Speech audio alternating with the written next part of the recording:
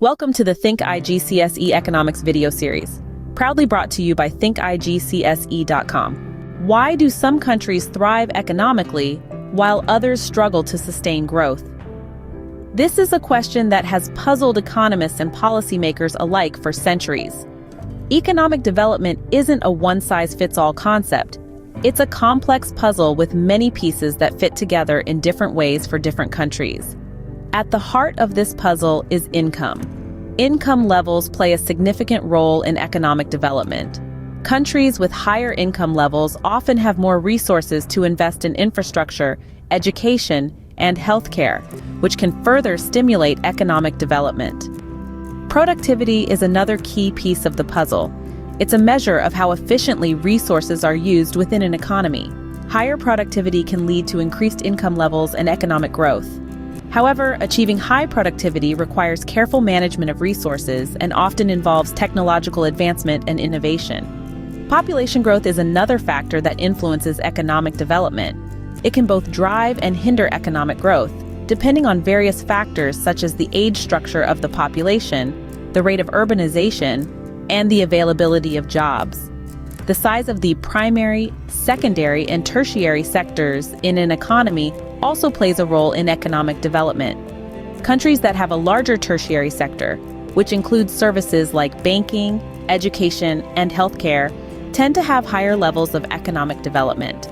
How does a country's income and productivity influence its economic development? Let's dive into it. Income and productivity are two key factors that shape a country's economic development.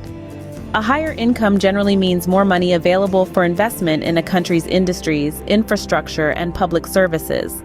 This can lead to a more productive economy, with individuals and businesses being able to produce more goods and services, and thus generate more wealth.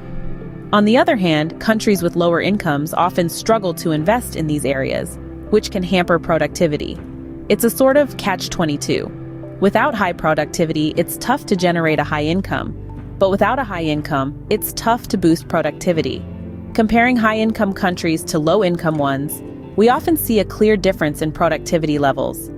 High-income countries typically have more advanced industries and technologies, which can lead to greater productivity. As we can see, income and productivity play a crucial role in economic development. Population growth and the size of different sectors in an economy can shape its development, but how? Let's start with population growth. When a country's population grows rapidly, it can be a double-edged sword. On one side, a larger population means more labor, which can boost the economy. However, if this growth outpaces job creation, it can lead to unemployment and increased poverty. Now, imagine a country where most people are young, say below the age of 25. This youth bulge can be an economic advantage, often referred to as a demographic dividend. If these young people receive quality education and find good jobs, they can drive economic growth. But if they can't find employment, the dividend turns into a demographic disaster, leading to social unrest and economic stagnation. Conversely, an aging population can slow economic development. Older people tend to save more and spend less, reducing demand in the economy. They also require more healthcare, which can strain public finances. Let's now turn to sector sizes. An economy is typically divided into three sectors: primary, secondary, and tertiary.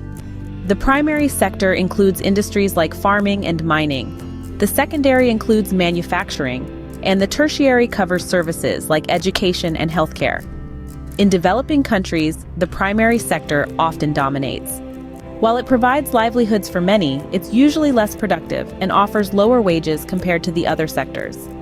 As economies develop, they tend to shift towards the secondary and eventually the tertiary sectors. This shift can boost productivity, increase incomes, and improve living standards. But making this shift isn't easy. It requires investment in education, infrastructure, and technology.